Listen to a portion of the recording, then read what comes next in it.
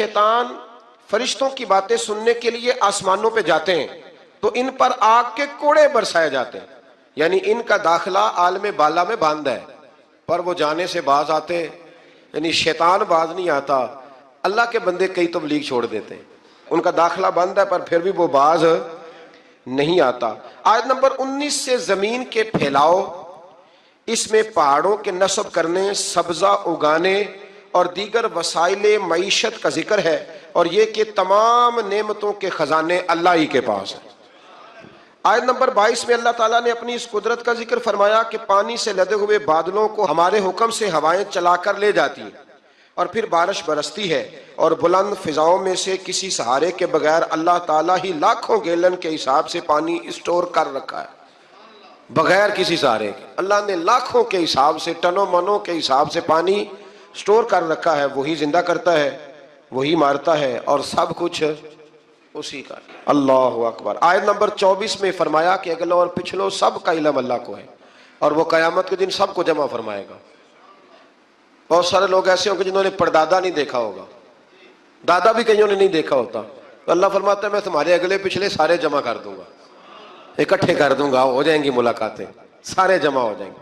आयत नंबर 26 से लेकर 47 में इंसानों और जिन्नात के जोहरे तख्लीक का बयान है कि इंसान को सड़े हुए गारे की खनकती हुई खुश्क मिट्टी से पैदा किया, खुश्क मिट्टी से, और जिन्नों को बगैर धुएं की आग से पैदा किया। अल्लाह फरमाते हैं कि जिन्नों को बगैर धुएं की आग के पैदा किया। फिर अल्लाह ताला ने आदम अलैहिस्सलाम के पैकरे तख्लीक फरमाने के बाद फरिश्तों को ताज़ीम के तौर पर इन्हें सजदा करने का हुक्म दिया। तमाम फरिश्तों ने सजदा किया, मगर इब्लीस ने इनकार किया और वजह इनकार अपने जौहर तख्लीक को बताया। फिर अल्लाह ताला ने इसे अपने कुर्ब खास से निकाल कर धुतकार दिया, और कयामत तक उस पर लानत होती रहेगी। शैतान ने धुतकारे जाने के बाद कयामत तक के लिए मोहलत तलब की, जो इसे मिल गई। चुनाचे उसने इस अज़म का इजहार किया कि अल्लाह मैं तेरे चुने हुए बंदों के अलावा सबको गुमराह करूंगा। ये क्या बात हुई, चुने हुए बंदों के अलावा? मैं बात हमारी समझ में आ गई। हमने कहा चलो फिर हम किसी चुने हुए बंदे का दामन थाम लेते हैं, हम फिर किसी चुने हुए बंदे के हाथ में हाथ दे देते हैं। वो खुद शैतान से बचा हुआ है तो अल्लाह के फजल से हमें भी बचने के तरीके बताएगा। शैतान ने शुरू में कह दिया, शुरू में, कि तेरे चुने हुए बंदों के अलावा सबको गुमराह करूंगा। अल्लाह ताला ने फरमाया मेरे मुंतखब बंदों पर तेरा दाव नहीं चलेगा। हाँ, कुछ है जिन्हें देख के शैतान रास्ता ही बदल जाता है। हजरत जुनैद बगदादी फरमाते थे मैंने तो एक दिन बांध दिया था उसे दरख्त के साथ, मैं क्या हिलिया तो मारांगा, हिलना नहीं वरना डंडे मारूंगा, बांध दिया था। अल्लाह के बंदे जो हैं वो उनके करीब अगर आता भी है तो उन्हें गुमराह कर सकता नहीं। उसने खुद कहा था कि मेरा इन पे दाव नहीं चलता। अल्लाह अकबर। इस मकाम पर जहन्नम के 7 दरवाजों का जिक्र भी अल्लाह ताला ने फरमाया है और उनके नामों का इजहार भी फरमाया है। और फिर इसी मकाम पर यह भी बताया कि अहले जन्नत के दिल कीनों से पाक होंगे। अहले जन्नत के दिल कीनों से, आज जो बंदा दुकान खोले वो जरा सामने वाले को गौर से देखे, कीना तो नहीं सामने वाली दुकान का। आज भाई सगे भाई को देखे कि कीना तो नहीं। तो जन्नती होने की मोटी सी अलामत है, अगर सीना पाक है तो बंदा जन्नती है, और अगर अंदर कोई मसला है तो फिर मसला दूर कर ले तो अल्लाह इंशाअल्लाह जन्नत अता फरमाएगा। और एजाज़ व इकराम के साथ एक दूसरे के मुकाबिल मसनदों पे बैठे होंगे ये जो कीने से पाक है। आयत नंबर 49 और 50 में फरमाया कि मेरे बंदों को बता दो कि मैं गफूर और रहीम हूँ, और ये भी बता दो कि मेरा अजाब दर्दनाक है। यानी खौफ और उम्मीद दोनों को इख्तियार करना चाहिए, उससे डरना भी चाहिए और रहमत की उम्मीद भी रखनी चाहिए। चंद आयात में हजरत इब्राहीम और लूत अलैहिस्सलाम का वाकया बयान हुआ है। वो पहले भी, मैं शायद कल भी हम उस पर बात कर रहे थे कि जब वो आए थारे फरिश्ते इंसानी शक्ल में, उसकी तफसील गुजर गई। आयत नंबर 49 से 84 तक असहाबुल ऐका और असहाबुल हिज्र का जिक्र है। इनके पास अल्लाह ताला की निशानियां आई जिससे उन्होंने एराज किया। उनके अंदर तामीरी सलाहियतों का जिक्र है, वो भी अल्लाह ने बयान किया कि बड़े माहिर थे। वो पहाड़ों को खोद कर अपने लिए महफूज मकानात बना लेते थे, लेकिन इन कौमों ने अंबिया को जुटलाया तो ये सब कुछ उनको अल्लाह के अजाब से न बचा सका और इन पर अल्लाह का अजाब नाजिल हुआ। आयत में कुरान मजीद की नेमत और सूरह फातिहा का खास तौर पर जिक्र फरमाया गया। बहुत बड़ी शिफा वाली सूरत है सूरत फातिहा।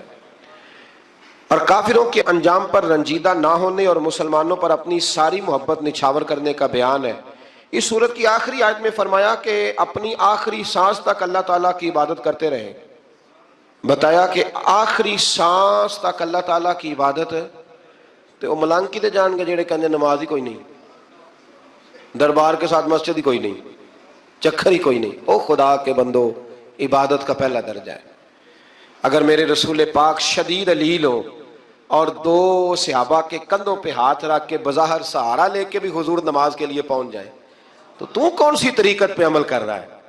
آخری سانس تک رب کی عبادت کرو۔ یعنی میرا دل کرتا ہے کہ اس آیت کے بعد دعا مانگیں کہ یا اللہ جان بھی اس وقت نکالنا جب سجدے میں ہو، اور یا اللہ دنیا سے اس وقت لے کے جانا جب تیرا ذکر جاری ہو، یا اس وقت لے کے جانا جب تیرے نبی کی نعت پڑھ رہے ہو یا سن رہے ہو۔ عبادت میں لے کے جانا، عبادت میں، کیونکہ وہ کہتا ہے نا آخری سانس تک میرا ذکر کرو، آخری سانس تک میری عبادت کرو۔ آگے پھر سورہ نحل شروع ہو جاتی ہے۔ یہ نحل نا شہد کی مکھی کو کہتے ہیں، یہ شہد کی مکھی کو کہتے ہیں۔ دیکھیں اللہ تعالیٰ نے کن کن چیزوں کے نام پر ماشاءاللہ اپنے فضل سے صورتوں کے نام بیان فرمائے۔ اس صورت کے اکثر مضامین میں اللہ تعالیٰ کی توحید اور استحقاق عبادت میں منفرد ہونے اور اس پر بے شمار دلائل کا ذکر فرمایا گیا۔ اس میں شرک کی مذمت ہے، اور جو منکرین عذاب آخرت ہے ان کے لیے وعید ہے، اور نبی رحمت علیہ السلام کی نبوت اور رسالت کے اسبات کا بیان ہے۔ اس سورت کی آیت نمبر 5 میں چوپایوں کی پیدائش کا ذکر ہے، جس میں انسانوں کے لیے کئی طرح کے فوائد ہیں۔ یہ انسانوں کے لیے راحت کا سبب ہے۔ ان میں بعض جانوروں کو کھایا جاتا ہے اور بعض میں دیگر فوائد ہیں، جیسے بھیڑوں کی اون سے گرم لباس حاصل کیا جاتا ہے، کچھ بار برداری کے کام آتے ہیں، کچھ سواری کے کام آتے ہیں جیسے گھوڑے، خچر اور گدھے وغیرہ۔ آیت نمبر 9 میں جبری ہدایت کی نفی ہے اور فرمایا کہ اللہ تعالیٰ نے سیدھے رستے کے بیان کو اپنے ذمہ کرم پہ لیا ہے اور گمراہی اور ہدایت کو قبول کرنا انسان کے اختیار میں دے دیا ہے۔ اللہ فرماتے ہیں میں تمہیں راستے بنا کے دے رہا ہوں، اب تم نے خود فیصلہ کرنا ہے کہ تم نے ہدایت کے راستے پہ چلنا ہے کہ گمراہی کے راستے پہ۔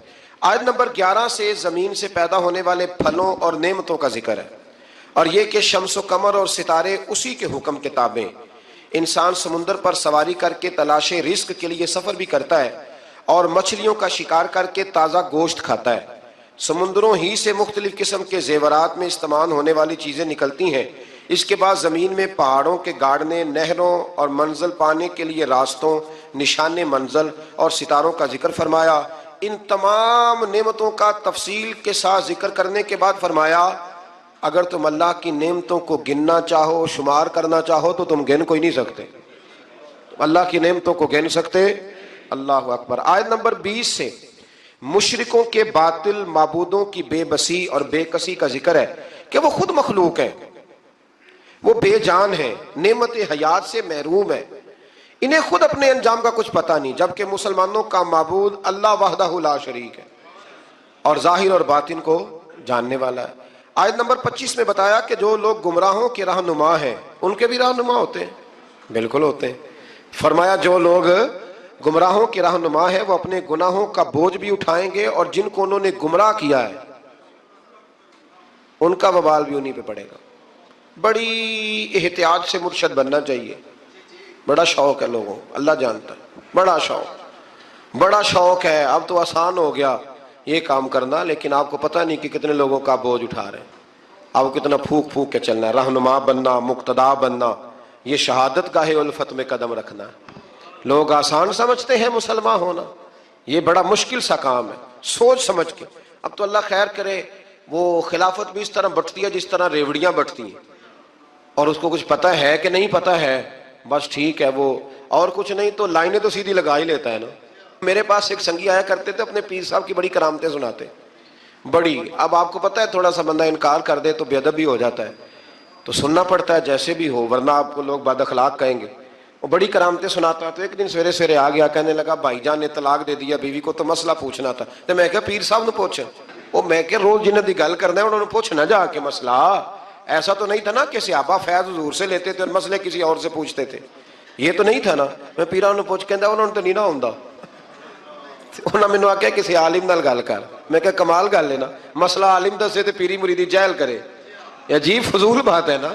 بھائی مسئلہ دس بتانا بھی تو رسول اللہ کا دین ہے نا، یہ اصل دین تو یہ ہے نا نبی پاک کا، دین بتانا اور عمل کرنا۔ اسی طرح ایک صاحب سے میں نے کہا کہ اپنے ہمارے پیر صاحب کے کوئی فکری باتیں، مرشد تو ہوتا ہے کہ ہر موضوع پر وہ ہماری رہنمائی کرے، یعنی کوئی سبق ایسا رہے نا کہ جو اس نے سنایا نہ ہو، پڑھایا نہ ہو۔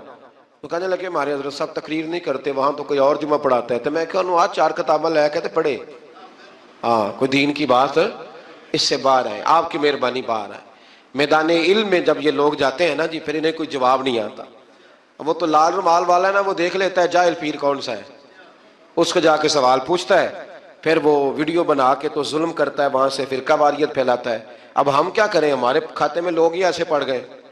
وہ کچھ عرصہ پہلے نا ایک بابا پکڑا گیا تھا، پتہ نہیں کچھو کما پیر تھا کہ کیا تھا، ہے تھا نا کوئی کچھوا پیر کے کیا ہے تھا نا جی ایسا۔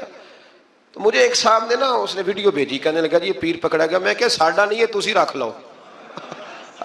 پاگل دا کی کرنا ہے، میں کہ تسی رکھ لو نا، چونکہ ہمارے کسی بندے نے نہ اپنے پیج پہ لگایا نہ اس کو، تو غیر ہی اس کو پروموٹ کر رہے تھے سارے۔ تو میں کہ تسی رکھ لو، ایسا ایسا کی کرنا ہے۔ ہمارے کسی جلسے میں کبھی دیکھا آپ نے ایسا پیر؟ ہم سنی علماء جتنے بھی الحمدللہ کام کرنے والے، وہ ایسے جالوں کو دعوت، تو ایسے ہی آپ ہمارے کھاتے میں ڈال رہے ہیں۔ تو اس لیے مہربانی کریں، مقتدا اور رہنما وہ بندہ ہوگا جس کے پاس کوئی چیز ہوگی۔ اللہ تبارک و تعالی ہمیں سمجھنے کی توفیق عطا فرمائے۔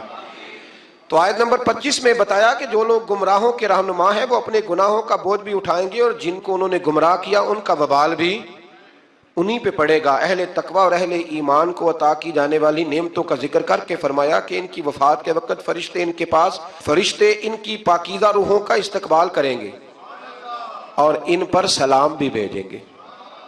آیت نمبر 35 سے ہر دور کے کفار اور مشرکین کا ایک عذر لنگ بیان کیا گیا کہ اگر اللہ چاہتا تو ہم اور ہمارے باپ دادا اس کے سوا کسی کی عبادت نہ کرتے اور نہ ہی اس کے حکم کے بغیر کسی چیز کو حرام قرار دیتے۔ ہم تو پہلے بتا چکے ہیں کہ اللہ کی مشیت اور ہے اور اللہ کی رضا اور ہے۔ ایک استاد اگر نالائق شاگرد کو فیل کرتا ہے تو یہ اس کی خواہش نہیں یا رضا نہیں ہوتی، بلکہ قانون کا تقاضا ہے۔ اگر وہ صحیح پرچہ نہیں دے گا تو پھر اسے فیل کیا جائے گا، اور مشیت الہی کا قانون بھی اسی طرح سے ہے۔ آیت نمبر 36 سے فرمایا کہ ہم نے آپ سے پہلے امتوں میں رسول بھیجے، انہوں نے توحید کی دعوت دی اور طاغوت سے روکا۔ جس کے نصیب میں ہدایت تھی وہ ہدایت پا گئے، اور جو بدبخت تھے وہ گمراہی کا شکار ہوئے۔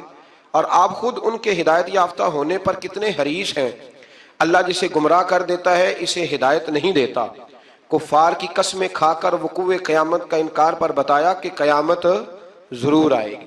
یہ جتنی مرضی قسمیں کھائیں پر قیامت ضرور آئے گی۔ آیت نمبر 40 میں اللہ تعالیٰ نے اپنی قدرت کی جلالت کا اس طرح بیان کیا کہ ہم جب کسی چیز کا ارادہ کرتے ہیں تو ہمارے کن سے تو فیکون، اللہ کن فرماتا ہے تو وہ کام ہو جاتا ہے، وہ چیزیں وجود میں آ جاتی ہیں۔ آیت نمبر 41 میں مہاجرین کے لیے دنیا میں بہترین ٹھکانے اور آخرت میں بڑے اجر کا بیان فرمایا۔ پھر آیت نمبر 43 سے اللہ تعالیٰ نے نبی کریم صلی اللہ علیہ وسلم سے فرمایا کہ آپ سے پہلے بھی ہم نے مردوں کو رسول بنایا تھا جن کی طرف ہم وحی کرتے تھے، اور حقانیت کے واضح دلائل اور کتابیں بھی بھیجیں۔ اے رسول صلی اللہ علیہ وسلم، ہم نے آپ کی طرف بھی قرآن نازل کیا تاکہ آپ لوگوں کو ہمارے وہ احکامات وضاحت کے ساتھ بتا دیں جو ان کی طرف اتارے گئے۔ قرآن نے یہ بھی فرمایا کہ جو کچھ نہیں جانتے جو تم، وہ اہل علم سے پوچھ لیا کرو۔ لوگوں جس بات کا پتہ نہ ہو وہ کس سے پوچھو؟ جسے پتہ ہے۔ آیت نمبر 45 سے فرمایا کہ اسلام اور داعی اسلام کے خلاف سازشیں کرنے والے کفار کو اللہ کے عذاب سے بے پرواہ نہیں ہونا چاہیے جو ان کے پاس کسی بھی صورت میں آ سکتا ہے۔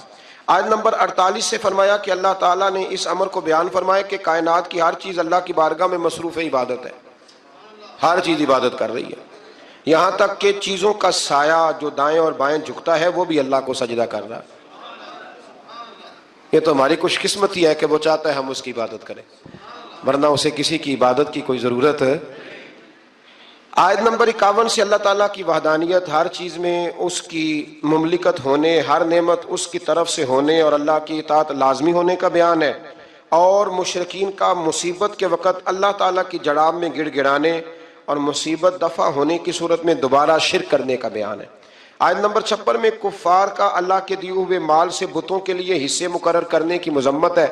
آیت نمبر 57 سے بتایا کہ مشرک اللہ کی طرف بیٹیوں کی نسبت کرتے ہیں، حالانکہ اللہ تعالیٰ ان سب چیزوں سے پاک ہے۔ آیت نمبر 60 میں گناہوں پر اللہ تعالیٰ کے جلد پکڑ نہ کرنے کی حکمت کو بیان کرتے ہوئے فرمایا کہ اللہ لوگوں کو فوراً پکڑتا تو زمین میں کوئی جاندار باقی نہ رہتا، فوراً گناہ پہ پکڑ لیتا۔ اور فرمایا بلکہ اللہ تعالیٰ آگے اور پیچھے نہ ہونے والی مقررہ میعاد تک مہلت دیتا ہے۔ آیت نمبر 64 میں فرمایا اور ہم نے آپ پر یہ کتاب صرف اس لیے نازل کی ہے تاکہ آپ اس چیز کو صاف صاف بیان کر دیں جس میں یہ اختلاف کرتے ہیں، اور یہ کتاب مومنوں کے لیے ہدایت بھی ہے اور رحمت بھی ہے۔ آیت نمبر 66 سے اللہ تعالیٰ کی قدرت کی نشانیاں بیان کی گئیں، اور دودھ دینے والے جانوروں کے پیٹ میں خوراک جاتی ہے، ان کے معدے کے ایک ہی کارخانے میں رنگین، بدبودار اور ناپاک گوبر پیدا ہوتا ہے، اور اسی میں خون بنتا ہے، اور ان دونوں ناپاک رنگین چیزوں کے درمیان ہی میں چاندی کی طرح چمکتا ہوا شفاف اور سفید اور پاکیزہ دودھ بھی بن جاتا ہے۔ ایک ہی چیز وہ کھا رہے ہیں، تو رب فرماتا ہے میں نے ان کے معدے میں ایسا کارخانہ لگایا ہے کہ کئی چیزیں اس سے پیدا ہو رہی ہیں۔ اور کھجور اور انگور کے پھلوں سے رزق اور میٹھے شربت بننے کے عمل میں عقل مندوں کے لیے نشانیاں ہیں۔ آیت نمبر 68 سے شہد کی مکھی کا ذکر ہے۔ اللہ تعالیٰ نے اس چھوٹی سی مخلوق کو پہاڑوں، درختوں اور چھپروں میں اپنا مستحکم گھر بنانے کا شعور عطا کیا ہے۔ پھر شہد کی مکھی طرح طرح کے پھلوں کا رس چوس کر آتی ہے اور اس کے معدے کے کارخانے میں شہد بنتا ہے، اور جس میں انسانیت کے لیے شفا ہے۔ آیت نمبر 70 میں انسان کی پیدائش، وفات اور بڑھاپے کے طاری کرنے کا اللہ کی طرف سے ہونے کا بیان ہے۔ آیت نمبر 71 تا 72 میں اللہ تعالیٰ نے فرمایا اس نے اپنی حکمت سے بعض لوگوں کو بعض پر روزی میں فضیلت عطا فرمائی، بعض کو پیسے زیادہ دیے، بعض کو پیسے کم دیے۔ اللہ تعالیٰ نے انسانوں ہی میں سے انسانوں کے لیے جوڑے بنائے، پھر بیٹوں اور پوتوں یعنی اولاد کی نعمت عطا کی اور پاکیزہ رزق عطا کیا، پھر بھی لوگ اللہ تعالیٰ کی نعمتوں کی ناشکری کرتے ہیں۔ آیت نمبر 75 سے اللہ تعالیٰ مثال بیان فرماتا ہے کہ ایک مجبور اور بے اختیار غلام ہے جو کسی چیز کا مالک نہیں، اور دوسرا وہ ہے جس کے پاس رزق کی فراوانی ہے، وہ ظاہراً اور پوشیدہ طور پر اس میں سے خرچ کرتا ہے۔ اسی طرح ایک شخص گنگا ہے اور کوئی کام نہیں کر سکتا اور اپنے مالک پر بوجھ ہے، جہاں بھی اسے بھیجا جائے کوئی خیر کی خبر نہیں لاتا، اور دوسرا وہ شخص ہے جو راہ راست پر ہے، نیکی کا حکم دیتا ہے۔ کیا یہ دونوں برابر ہو سکتے ہیں؟ یعنی جب بے اختیار اور با اختیار، بے فیض اور فیض دینے والے بندے برابر نہیں ہو سکتے تو بت اللہ کے برابر کیسے ہو سکتے ہیں؟ اگلی آیت میں فرمایا قیامت پلک جھپکنے یا اس سے بھی کم وقت میں قائم ہو جائے گی۔ یہ نہیں کہ سال پہلے، مہینہ پہلے پتہ چلے گا، پلک جھپکنے یا اس سے بھی پہلے قیامت قائم ہو جائے گی۔ اور اگلی آیت میں فرمایا اللہ تعالیٰ نے تمہیں سننے، دیکھنے اور سمجھنے کی صلاحیتیں عطا کی ہیں تاکہ تم اللہ کے شکر گزار بندے بنو۔ آیت نمبر 79 میں فرمایا جو پرندے فضاؤں میں اڑتے ہیں انہیں اللہ ہی تو ہے جو بغیر کسی سہارے کے فضا میں قرار عطا کرتا ہے۔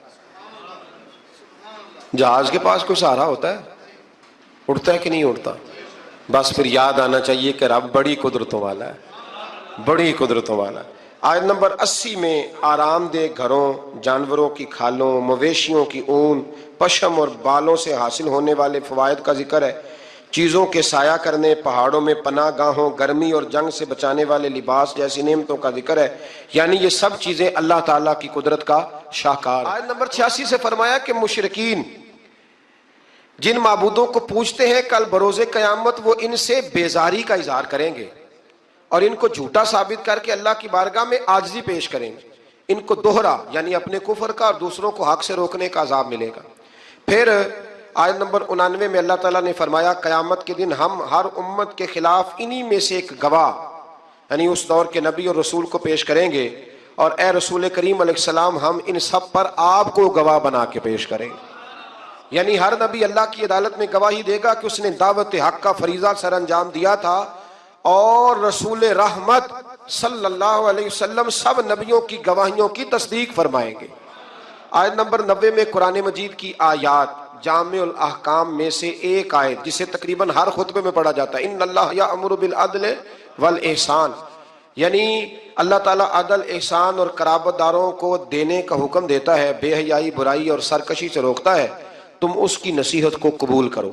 آیت نمبر 91 میں وعدے کی پاسداری کا حکم دیا، قسمیں کھا کر توڑنے سے منع فرمایا، دنیاوی فائدے کے لیے دھوکہ دہی کے لیے قسمیں کھانے کو معیوب قرار دیا، اور فرمایا کہ ان لوگوں کی مثال اس عورت جیسی ہے جو سوت کاٹتی ہے پھر اس سے ٹکڑے ٹکڑے کر دیتی ہے، یعنی محنت کر کے ضائع کر دیتی ہے۔ اسی طرح یہ جو لوگ وعدہ خلافی کرتے ہیں، ظلم کرتے ہیں، یہ بھی کچھ وقار بنا کے پھر اپنا وقار ضائع کر دیتے ہیں۔ اگلی آیات میں فرمایا کہ دنیا کے حقیر اور ناپائیدار فائدے کے لیے اللہ کے وعدے کو نہ توڑو، دائمی اور ابدی نعمتیں صرف اللہ کے پاس ہیں۔ اللہ تعالیٰ نے وعدہ فرمایا ہے کہ ہر مومن مرد اور عورت جو نیک کام کریں گے تو ہم انہیں پاکیزہ زندگی عطا کریں گے اور ان کو بہترین جزا دیں گے۔ آیت نمبر 98 میں یہ تعلیم دی گئی کہ قرآن مجید کی تلاوت شروع کرنے سے پہلے اعوذ باللہ من الشیطان الرجیم پڑھنا چاہیے، اور یہ کہ شیطان کا زور مومنوں پر نہیں، صرف اپنے دوستوں پر اور مشرکوں پہ چلتا ہے، پکے مومنوں پہ تو اس کا زور چلتا ہی نہیں۔ آیت نمبر 101 میں ایک آیت کی جگہ دوسری آیت لانے کے خلاف کفار کی ہرزہ سرائی کا ذکر ہے، فرمایا اللہ خوب جانتا ہے کہ وہ جو نازل کرتا ہے۔ بعض آیات قرآن مجید میں ناسخ اور منسوخ ہے۔ ابھی آپ کے ذہن میں کچھ شک نہ رہ جائے، تھوڑی سی وضاحت کر دیتا ہوں کہ کچھ وقت کے لیے بعض حکم آئے تھے، جیسے شروع میں حکم آیا تھا کہ ہم نے کسی کے ساتھ لڑنا نہیں، لکم دینکم ولی دین، تمہارا اپنا دین اور ہمارا۔ پھر جب قوت آ گئی بدر کے اندر تو پھر فرمایا حرد المومنین علی القتال، بابو مومنوں کو تیار کریں کہ وہ ان کے ساتھ قتال کریں۔ اب کافر اعتراض کرتے تھے پہلے حکم اور تھا تو بعد میں اور تھا، تو یہ حکم ایک ہی ہے، بس اللہ اپنی حکمت کے ساتھ اسے بیان فرماتا ہے۔ آیت نمبر 103 میں بتایا کہ جب نبی امی کی زبان سے اعلیٰ درجے کی فصاحت اور بلاغت کے حامل قرآن کا معجزہ کفار کے سامنے پیش ہوا اور وہ اس کے بار بار چیلنج کا جواب نہ دے سکے تو یہ کہنے لگے کہ ان کو کوئی بشر یہ کلام سکھاتا ہے، اور ان کی دلیل کی کمزوری کا اندازہ اس سے ہو سکتا ہے کہ قرآن فصیح و بلیغ عربی میں ہے اور جس شخص کی طرف انہوں نے سکھانے کی نسبت کی وہ اجمی ہے۔ کہنے لگے کوئی دور سے آ کے سکھاتا ہے، تو فرمایا قرآن عربی اور سکھانے والا، تو یہ تمہاری بات ہی بڑی بیوقوفوں والی۔ آیت نمبر 106 میں ایک حکم بیان ہوا ہے کہ اگر کوئی مسلمان کفار کے نرغے میں آ جائے، ان کے ہاں قید ہو جائے اور کافر اسے قتل کرنے کی دھمکی دے کر کلمہ کفر کہنے پر مجبور کریں، اگرچہ عزیمت تو یہ ہے کہ جان چلی جائے مگر کلمہ کفر زبان پر نہ آئے، مگر پھر بھی کم ہمت لوگوں کو یہ اجازت دی گئی ہے کہ اگر دل میں ایمان پر قائم ہیں تو جان بچانے کے لیے کفر کہنے سے انسان ایمان سے محروم نہیں ہوتا۔ یعنی دونوں باتیں بیان کر دیں کہ ڈٹ جاؤ گے تو درجہ بڑا ہے، لیکن اگر جان بچانے کے کلمہ کفر کہہ دو گے تو اللہ سزا نہیں دے گا۔ آیت نمبر 112 میں اللہ تعالیٰ ایک بستی کی مثال بیان فرماتا ہے کہ وہ بستی بے خوف و خطر تھی، ہر طرف سے اطمینان تھا، ہر جگہ سے بستی والوں کے لیے کشادہ روزی آتی تھی، پھر انہوں نے اللہ تعالیٰ کی نعمتوں کی ناشکری شروع کر دی تو اللہ تعالیٰ نے ان کی بدعمالیوں کے سبب ان کو بھوک اور خوف کے لباس کا مزہ چکھایا، یعنی ان پر بھوک اور خوف کو ایک عذاب کی صورت میں مسلط فرمایا۔ بہت سارے لوگوں کو اللہ مال دیتا ہے تو شکر کرنے کی بجائے غلط کاموں میں لگ جاتا ہے، پھر ان پر عذاب آتا ہے۔ آیت نمبر 114 میں اللہ تعالیٰ کے دیے ہوئے حلال اور طیب رزق سے کھانے اور اس کا شکر ادا کرنے کا حکم فرمایا۔ آیت نمبر 115 میں اللہ تعالیٰ نے 4 قطعی حرام چیزوں کا ذکر کرنے کے بعد فرمایا اگر کوئی حالت مجبوری میں ہو اور جان بچانے کے لیے کوئی حلال چیز میسر نہ ہو تو محض جان بچانے کی حد تک ان کا استعمال کر سکتا ہے۔ آیت نمبر 116 میں خود ساختہ حلال اور حرام کے قوانین مقرر کرنے کی مذمت ہے۔ آیت نمبر 119 میں ایک بار پھر اس رعایت کا بیان ہوا ہے کہ اگر بندہ نادانی میں گناہ کر بیٹھے اور احساس ہونے پر سچے دل سے توبہ کر کے نیکی پر کار بند ہو جائے تو اللہ اس کے گناہوں کو معاف فرما دے گا۔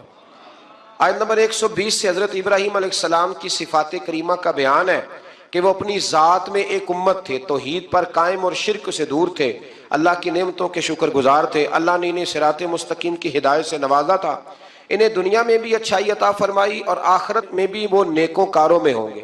آیت نمبر 123 میں رسول اللہ صلی اللہ علیہ وسلم کو ملت ابراہیمی کی پیروی کو حکم دیا گیا، اور آیت نمبر 125 میں دعوت دین کے اسلوب کو بیان کیا گیا کہ اپنے رب کی راہ کی طرف حکمت اور اچھی نصیحت کے ساتھ بلاؤ، اور اگر بحث کی نوبت آئے تو اچھے طریقے سے حجت قائم کرو اور مشکلات میں صبر اور تحمل کا مظاہرہ کرو۔ صبر کی توفیق اللہ تعالیٰ کی طرف سے ملتی ہے اور اس کا بدلہ بھی اللہ ہی دیتا ہے۔ انسان مقاصد چاہتا ہے، تو بڑے لوگ گمراہ ہو گئے، الجھ گئے، زندگی کا پتہ نہیں پا سکے، اور پھر جسے اپنا پتہ چلتا نہیں وہ پریشان بھی بڑا رہتا ہے، آخر میں کیوں آیا ہوں، کیا مقصد تھا، وہ الجھ جاتا ہے۔ انسان کو اپنی معرفت پانے کے لیے معرفت الہی کی ضرورت ہے۔ من عرف نفسہ فقد عرف ربہ، وہ تلاش کرے اس کا مالک، اس کا رازق، اس کا خالق کون ہے۔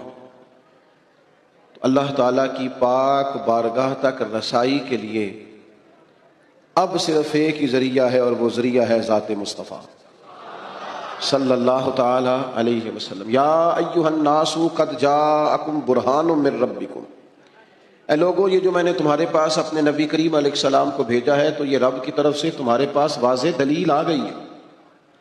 نبی پاک علیہ السلام کی پیروی کرنا، حضور کی اتباع کرنا، حضور کے نقش قدم چلنا، نبی پاک علیہ السلام کی بتائی ہوئی باتوں پر عمل کرنا، جن چیزوں سے سرکار نے روکا ہے ان سے رک جانا۔ جو بندہ یہ کام توجہ سے کرتا ہے اسے معرفت الہی بھی نصیب ہوتی ہے اور محبت الہی بھی نصیب ہوتی ہے۔ قرآن مجید نے فرمایا قل ان کنتم تحبون اللہ فاتبعونی یحببکم اللہ، اے محبوب علیہ السلام آپ اپنے غلاموں سے یہ فرما دیں کہ اگر یہ اللہ سے محبت کرنا چاہتے ہیں تو آپ ان سے فرمائیں کہ میری پیروی کرو، میرے نقش قدم چلو، میری اتباع کرو، یحببکم اللہ، اللہ خود تم سے محبت فرمائے گا۔ نبی پاک علیہ السلام کی اتباع، حضور کی پیروی، نبی پاک کے نقش قدم چلنا، یہ انسان کو معرفت الہی دیتا ہے۔ آپ کو پتہ ہے صحابہ کرام علیہم رضوان نے جب کلمے پڑھے، مسلمان ہوئے، ایمان کی، یقین کی، تیقن کی دولت انہیں نصیب ہوئی، تو پھر ان کے رنگ ڈھنگ بدل گئے۔ بڑا مشکل کام ہے اپنا کمایا ہوا مال محنت کا لا کے خرچ کرنا، لیکن جب رضائے الہی پورے طور پر مطلوب ہو اور معرفت الہی کا رنگ چڑھا ہوا ہو، اور انسان کو طے ہو جائے کہ اب یہ مال میرے رب کی رضا کا ذریعہ بنے گا، تو پھر حالت یہ ہوتی ہے کہ جناب صدیق اکبر نے تن کے کپڑے بھی اتار دیے اور ٹاٹ کا لباس پہن لیا۔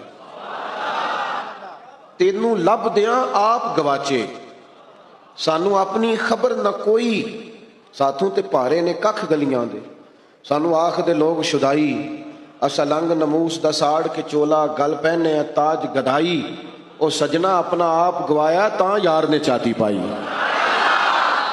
جب آپ کو معرفت الہی کا یہ جذبہ نصیب ہوتا ہے، یہ ذوق نصیب ہوتا ہے، یہ شوق نصیب ہوتا ہے، تو پھر انسان طلب کرتا ہے۔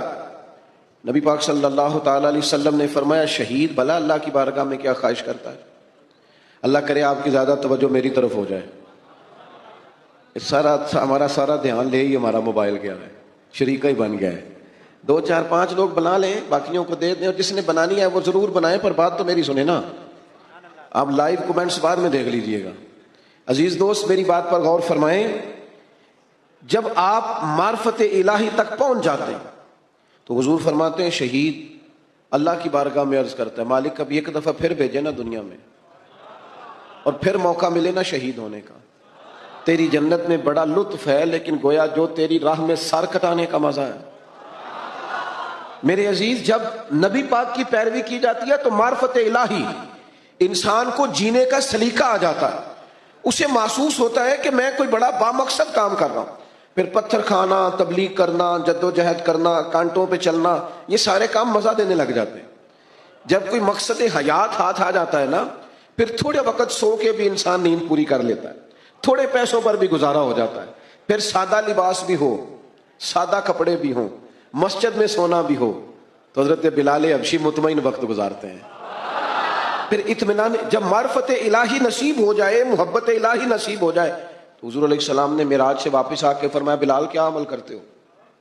یا رسول اللہ کیا ہوا؟ فرمایا میں نے تو جنت میں بھی تمہارے قدموں کی آواز سنی ہے۔ نبی پاک کی خالص پیروی، اتباع رسول، لیکن شرط یہ ہے کہ انسان تن من دھن سے حضور کی پیروی کرے، وہ چند 2 4 5 چیزوں کا دعویٰ نہ کرے، میٹھا کھانا سنت ہے، مسواک کرنا سنت ہے، داڑھی رکھنا سنت ہے، پگڑی باندھنا سنت ہے، یہ بڑی عظیم سنتیں ہیں، پر سچ بولنا بھی سنت ہے، فاقہ کرنا بھی سنت ہے، دل بڑا رکھنا بھی سنت ہے، دل صاف رکھنا بھی سنت ہے، جو اپنے لیے پسند کرو وہ دوسرے کے لیے پسند کرو، یہ بھی حضور کی دی ہوئی ادا ہے۔ اپنی مرضی کا ماحول فقط نہیں بنایا جائے گا. جب آپ معرفت الہی کے راستے پہ چلیں گے تو لازمی شرط ہے حضور کی پیروی کریں گے. اتباع رسول کے بغیر کوئی اور رستہ ہی نہیں ہے جو بندے کو اطمینان دے سکے, سکون دے سکے. آپ ایک مطمئن زندگی گزارتے ہیں جب حضور کی پیروی میں. آپ دنیا میں دیکھ لیں, بہت زیادہ مہنگے کپڑے پہننے والے لوگوں سے ملاقاتیں کر لیں, بہت نئے جدید دور کا فیشن اوڑھنے والے لوگوں سے آپ مل لیں, وہ بیچارے بے چین ہی پڑے رہتے ہیں. 98 لوگوں نے کہہ دیا تیرے کپڑے ٹھیک لگ رہے ہیں, اور 2 نے بھی یہ نہیں کہا غلط ہے, ٹھیک نہیں, انہوں نے کہا بس ٹھیک ہے, لیکن یہ بیچارے پریشان ہو گئے ہیں کہ پتہ نہیں صحیح ہے کہ نہیں. حالانکہ 2 بندوں نے صرف ہلکا سا یہ کہا ہے کہ بس ٹھیک ہے, مناسب ہے, کیونکہ وہ گڈ بک میں آنا چاہتا ہے. وہ صرف دنیا کی زندگی جینا چاہتا ہے. المال والبنون زینت الحیات الدنیا, یہ صرف دنیا کی زینت چاہتا ہے. تو لیول یہ ہو جاتا ہے کہ بڑی مہنگی گاڑیوں میں لوگ بے چین ہیں, تبصرے کر رہے ہیں, زیادہ بول رہے ہیں, اپنی تعریفیں اپنے منہ سے کر رہے ہیں, بیچارے الجھے سے, بکھرے سے, ٹوٹتی بکھرتی باتیں کرتے ہیں. لیکن اگر حضور کی اتباع نصیب ہو, اگر پیروی نصیب ہو, تو حضرت عمر نے دیکھ لیا تھا ایک دفعہ سرکار کو موٹے بان کی چارپائی پہ لیٹے ہوئے. صحیح مسلم بخاری دونوں میں موجود ہے. تو عرض کی یا رسول اللہ, آپ اللہ کے محبوب ہو کے اتنی مشقت کرتے ہیں. تو محبوب نے فرمایا عمر تم یہ پسند نہیں کرتے کہ کیسر و کسرا دنیا میں آرام کریں اور آخر میں رسوا ہو جائے, اور ہم دنیا میں تھوڑی مشقت برداشت کریں اور آخرت کی ساری عزتیں اللہ ہمیں ہی عطا فرما دے. بس یہ بات جناب عمر نے پلے سے باندھ لی, زندگی کو سادہ کیا, بود و باش کو سادہ کیا, حضور کی اتباع. اور یہ چیز تسلی دیتی ہے, دل مطمئن ہو جاتا ہے. آپ کبھی دیکھیں محنت مزدوری کرنے والے لوگوں کو, ان کو کوئی ٹینشن نہیں ہوتی کوئی ہمیں دیکھ رہا ہے کہ نہیں دیکھ رہا, کسی کو کپڑے پسند آئے ہیں کہ. جو لوگ اللہ تعالیٰ کی معرفت کے بعد مطمئن زندگی گزارتے ہیں وہ ذہنی الجھاؤ سے بچ جاتے ہیں, وہ ایک مطمئن اطمینان بخش وقت گزار کے دنیا سے جاتے ہیں. حضرت عمر رضی اللہ تعالیٰ عنہ کے زمانے میں فتوحات بہت زیادہ ہو گئی تھی, اور مال غنیمت بھی بڑی تعداد میں آتا تھا. 25 ہزار 50 ہزار دینار بدری صحابہ کو ملنے لگے تھے. وسعت آ گئی تھی, اور جائز بھی ہے کہ آپ کے پاس اگر پیسے ہوں, وسعت ہوں, تو آپ کوئی قیمتی لباس پہنے تو منع بھی نہیں, اچھا گھر بنا لیں تو منع بھی نہیں. لیکن حضرت عمر کا لباس وہی پرانا سادہ, کئی جگہوں پہ پابند لگے ہوئے, آتے اسی سے جمعہ پڑھاتے, ہاں اسی سے فیصلہ کرتے, اپنی زندگی میں مست, کوئی پرواہ نہیں. تو بچے جب بڑے ہو جاتے ہیں پھر ہلکے ہلکے مشورے بھی تو دیتے ہیں نا.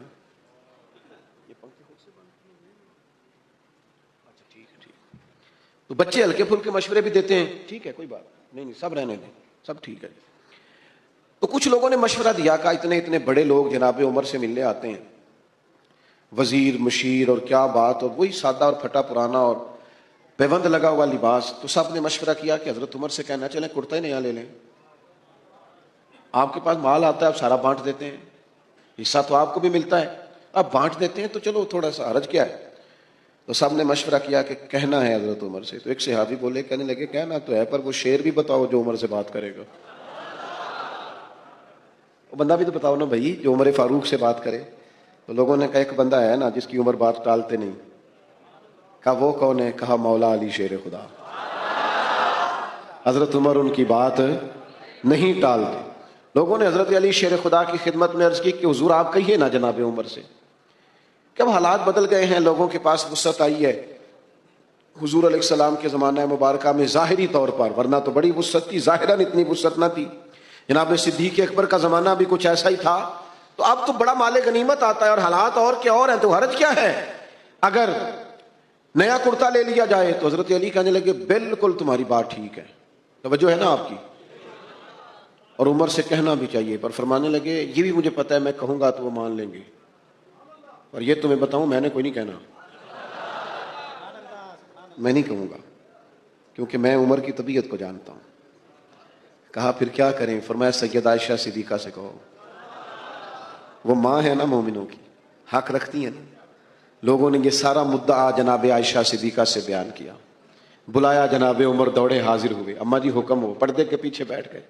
فرمایا عمر اب اللہ نے وسعت کر دی ہے, مال آ گیا ہے, گنجائش آ گئی, تو آپ نیا کرتا لے لیں, کیا حرج ہے؟ تو حضرت فاروق اعظم چپ کر گئے. بزرگوں کے سامنے جو منصب کے لحاظ سے بزرگ ہوں، بڑے ہوں، ان کے سامنے زیادہ باتیں نہیں کرنی چاہیے. حضرت عمر چپ کر کے کہا اماں جی آپ حکم کریں شام سے پہلے کرتا بدل لوں گا. لیکن فرمانے لگے ایک بات کرنے کی اجازت ہے، ایک بات کہنے کی اجازت ہے. کہا کہیے. توجہ ہے آپ کی میری طرف؟ تو حضرت عمر فرمانے لگے اماں جی یہ جو میں نے کرتا پہنا ہے نا، حضور کے زمانے میں بھی میں اسی طرح پہنتا تھا، حضرت صدیق کے زمانے میں بھی اسی طرح پہنتا تھا. میرا دل کرتا ہے میں اسی طرح رہوں جو میرا رنگ حضور کے دور میں تھا. میں اس میں بڑا راضی ہوں، بڑا مطمئن ہوں، یہی میرا طریقہ ہے. بس جناب عمر نے بات کی تو جواب کوئی نہیں آیا. تھوڑی دیر کے بعد جناب عائشہ صدیقہ کے رونے کی آواز آئی اور جناب عمر فاروق سے فرمانے لگی آپ جائیے، جو صحابہ نے فرمایا تھا وہ بھی ٹھیک ہے، پر جو آپ کہہ رہے ہیں وہ تو بالکل ہی ٹھیک ہے. اس لیے کہ معرفت الہی، محبت الہی، توکل، صبر، شکر، قناعت، خودداری، عزت نفس پیدا کرتی انسان کو یہ چیزیں پیدا کرتی. اور یہ حاصل کیسے ہوتی ہے؟ فتبعونی، حضور کی پیروی سے، نبی پاک کی غلامی سے، نبی پاک کے نقش قدم چلنے سے. صحابہ کے لیے وہ واقعات انفرادی تھے. نماز عصر صحابہ فرماتے ہیں ہم نے نبی پاک علیہ السلام کے پیچھے پڑھی. بخاری میں بھی آپ کو اس کی اصل ملے گی. تو اللہ کے رسول صلی اللہ تعالی علیہ وسلم نا نماز پڑھ کے تیزی سے گھر تشریف لے گئے. یہ روٹین میں ایسا نہیں ہوتا تھا. محبوب نماز پڑھتے، پھر کچھ دیر صحابہ کے بیچ بیٹھتے، کسی نے کوئی بات کرنی ہوتی تو سنتے.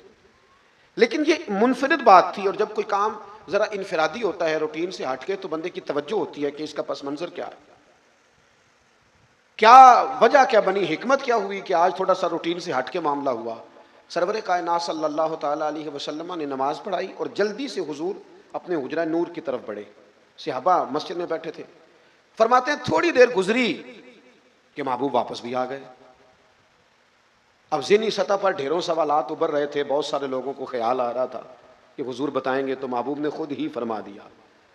فرمایا تم سوچ رہے ہوگے میں جلدی کیوں گیا اور میں اتنی تیزی سے گھر پہلے روٹین میں نہیں جاتا، آج کیوں گیا یا رسول اللہ؟ بالکل ہماری ذہن میں یہ خیال اور یہ سوال بار بار آیا. تو حضور فرمانے لگے جب میں تمہیں نماز پڑھانے آیا اور نماز پڑھا رہا تھا تو میرے دل میں ایک بات آئی کہ کچھ سونا آیا تھا تقسیم کرنے کے لیے، تو وہ سارا میں نے اللہ کے راستے میں تقسیم کر دیا، خیرات کر دیا. تو ایک ڈلی، ایک ٹکڑا سونے کا بچا ہوا گھر میں پڑا تھا. مجھے خیال آیا کہ یار کہیں شام نہ ہو جائے، رات نہ بیت جائے اور وہ سونا گھر میں پڑا رہ گیا. تو فرمایا میں ذرا جلدی سے گیا ہوں، میں جلدی سے گیا ہوں، یہ خیر مجھ سے رہ نہ جائے. رہ گئی، ہم سے بڑی ساری خیر رہ گئی. ہاں بعد میں خیال آیا کہ یار پتہ ہی نہیں چلا ابا نے اتنی جلدی چلے جانا تھا. ہمیں بعد میں یاد آیا، لیکن ان کے تو رخصت ہونے کا ٹائم آ گیا. ہمیں بعد میں خیال اماں کو اتنی جلدی جانا تھا. کاش تو وقت کو ضائع نہ کرتا، تیرے پاس موقع تھا، تو قدموں میں بیٹھتا، تو خدمت کرتا، تو کو ڈیوٹی کرتا. لیکن تو نے کہا بڑا ٹائم ہے ابھی، میں دیکھ لوں، باقی کاموں سے فارغ ہو لوں. اور میرے بھائی ڈھیروں لوگ چڑھتی جوانیاں کرسیوں پر بیٹھ کر نماز پڑھتے ہیں. بس کوئی تکلیف آ گئی، تیرے پاس تو ہمت ہے، تو کھڑا رہ سکتا ہے. تجھے کاہے کی جلدی ہے کہ تو فٹافٹ بھاگ رہا ہے؟ تو ذرا اطمینان کے ساتھ اللہ کے گھر میں حاضری دے، تیرے پاس موقع ہے. وقت آیا کہ اب میرا دل کرتا ہے میں قرآن مجید کی تفسیر پڑھوں، تو اب تو نظر ہی کام نہیں کرتی، اب تو اتنی دیر بیٹھنا ممکن ہی نہیں رہا، کمر میں درد ہے. تو جو ٹائم ہے پڑھنے کا، سمجھنے کا، غور کرنے کا، تدبر کو، اسے تو ضائع کر دیا. کبھی ادھر جا رہے ہیں، کبھی ادھر جا رہے ہیں. اللہ یعنی بے مقصد بے معنی کام.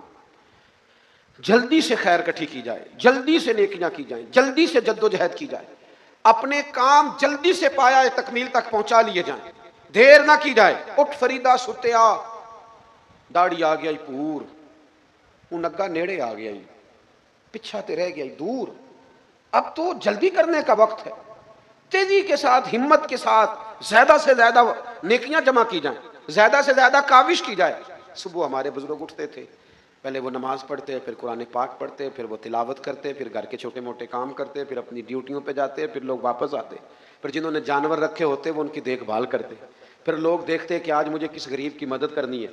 بغیر کسی ذاتی ضرورت کے، بغیر کسی سیاسی مقصد کے لوگ جنازوں میں شرکت کرتے، بیماروں کی تیمارداری کرتے، لوگ غرباء کی مدد کرتے. کسی کا بیاہ ہوتا تو محلے اور علاقے کے جوانوں کو دعوت نہ بھی دی جاتی تو وہ پہنچ جاتے، فلاں کی بیٹی کی شادی ہے، ان کے گھر میں کام کاج ہوگا.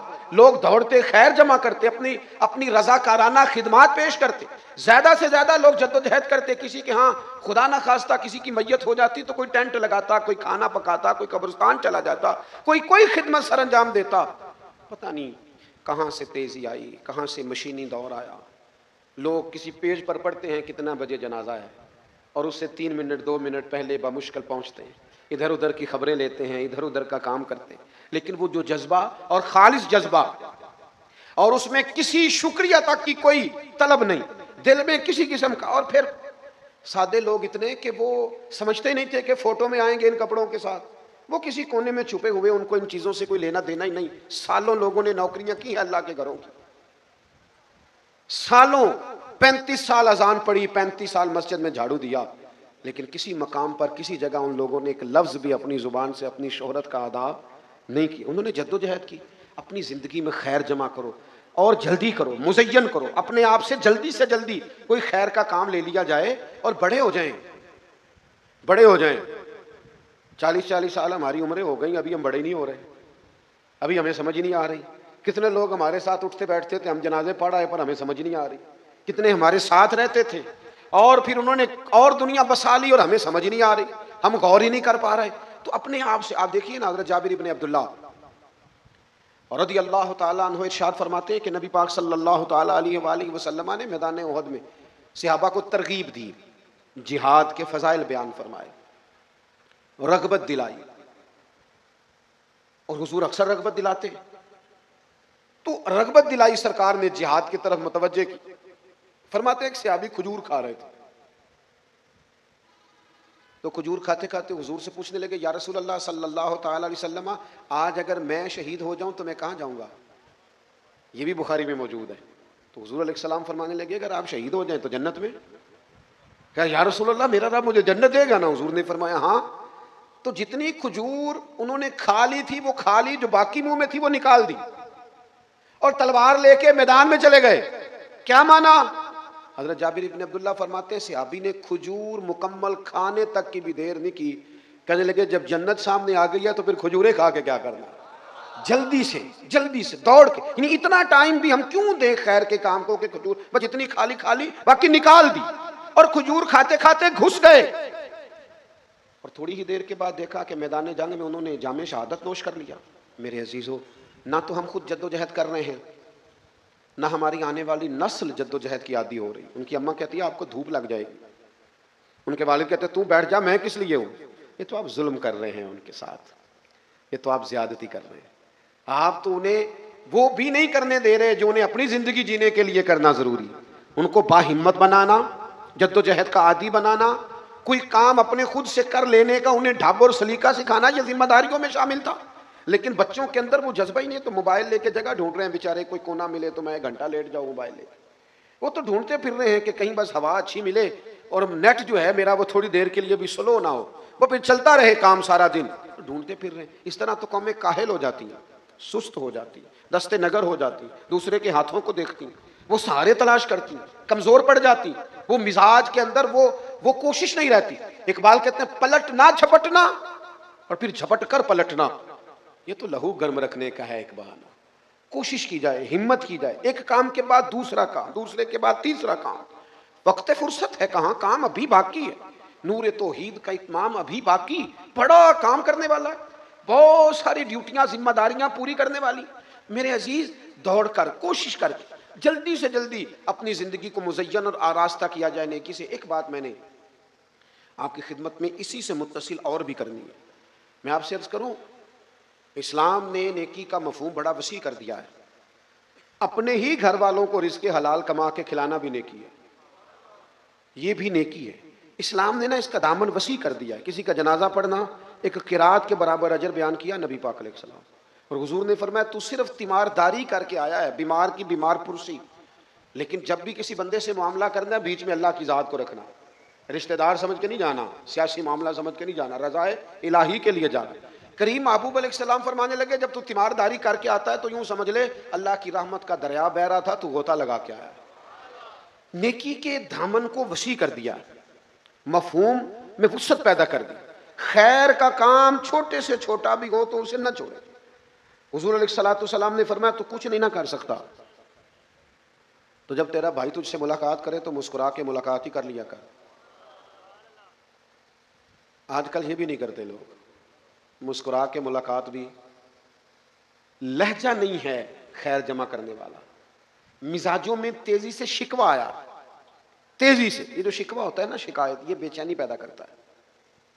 آپ جتنے زیادہ شکوے کرتے ہیں طبیعت اتنی زیادہ بے چین، یار آج کل کام کوئی نہیں، لوگ پیسے ہی نہیں دیتے، بددیانتی بڑی ہو گئی ہے، حالات ہی بڑے خراب ہیں، حکمران کچھ نہیں کرتے، مولوی صحیح بات ہی نہیں بتاتے، فلانا بندہ فلانی جگہ چلا گیا، اتنے شکوے، وہ شکووں کا نتیجہ کیا نکلتا ہے؟ بندہ بے چین رہنے لگتا ہے، غیر مطمئن ہو جاتا ہے۔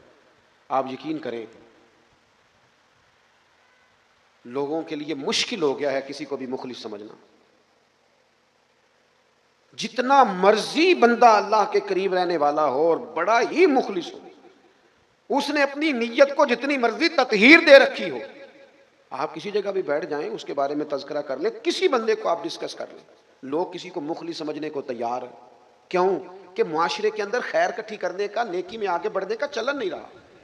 مادہ پرستی اور دنیا داری کا غلبہ اس قدر زیادہ ہو گیا ہے کہ کوئی کتنے ہی اچھے خیر کے لباس میں ملبوس ہو، اس کے بارے میں بدگمانی ہے کہ بندہ بہرحال کہیں نہ کہیں کو دنیاوی مقاصد رکھتا ہوگا۔ لازمی نتیجہ کیا نکلا ہے؟ لوگ خیر سے دور ہو گئے۔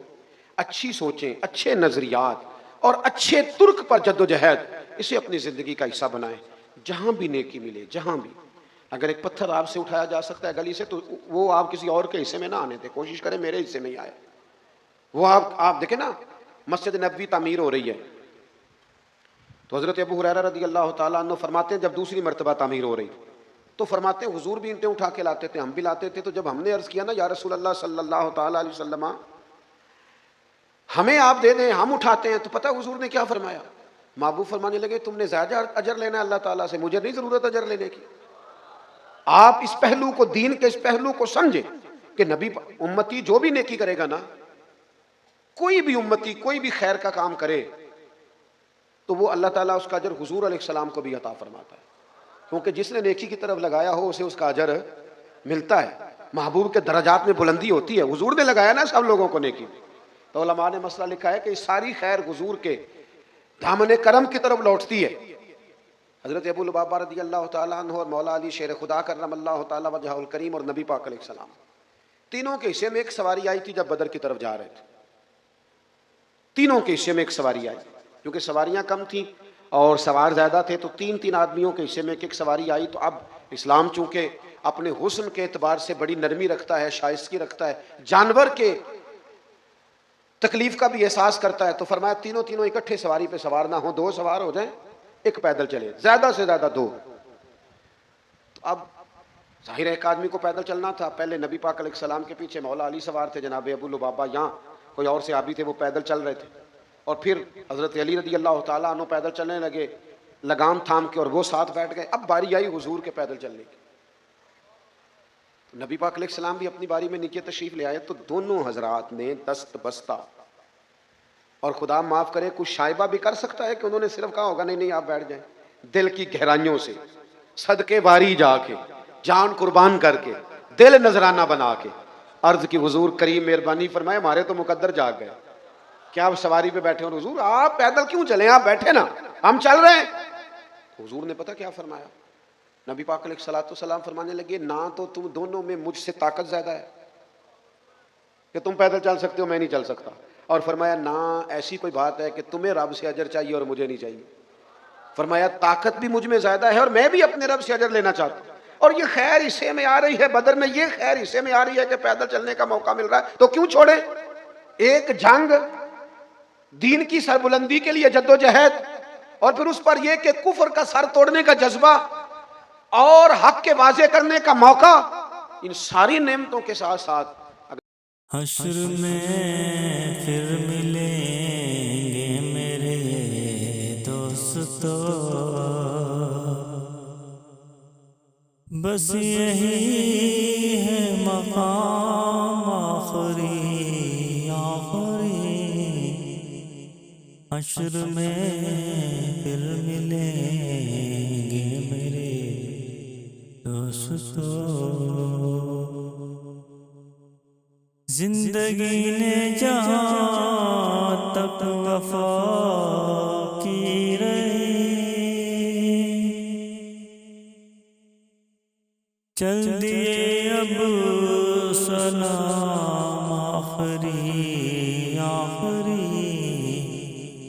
حشر میں پھر ملیں گے میرے دوستو، کہنا سب جیت جی کے شکوے گلے، آج سے ختم دنیا کے سب سلسلے، سمڑنے کو ہے دم نکلنے کو ہے، اب ہے قصہ تمام آخری آخری، حشر میں پھر ملیں گے میرے دوستو، مجھ کو نہلا کے پہنا دیے ہے کفن، رو چکے مل کے ماں باپ بھائی بہن، موت بھی دوستو آز حیرت میں ہے،